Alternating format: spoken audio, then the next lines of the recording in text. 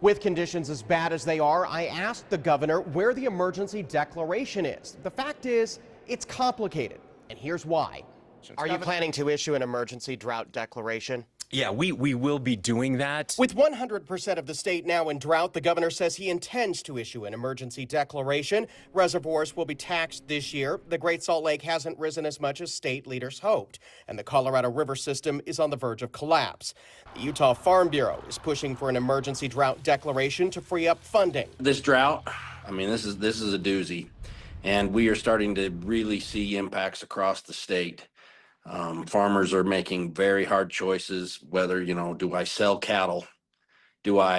What crops can I even plant if I can plant anything? But the governor can't just issue one right away because of something that happened during the COVID-19 pandemic.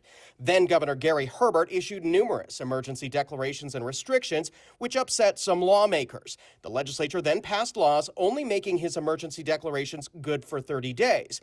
After that, lawmakers have to meet in a special session to vote to extend them. But obviously, droughts last longer than 30 days. It tripped up a drought declaration last year. I have no problem with the legislature getting involved. There's more buy-in at the state level. And so, again, if they would, for drought conditions, if they wanted to give us more time, 60 or 90 days, I think that would be appropriate. But it's not a problem if we need to get them involved to extend the a drought declaration. So far, Republican legislative leaders say they haven't discussed changing the law to give the governor more time.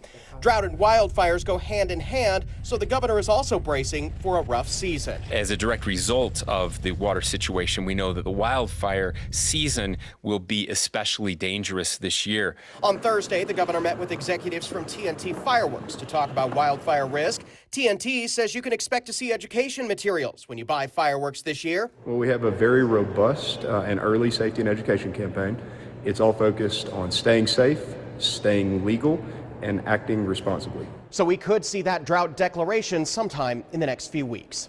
On the Hill, Ben Winslow, Fox 13 News, Utah.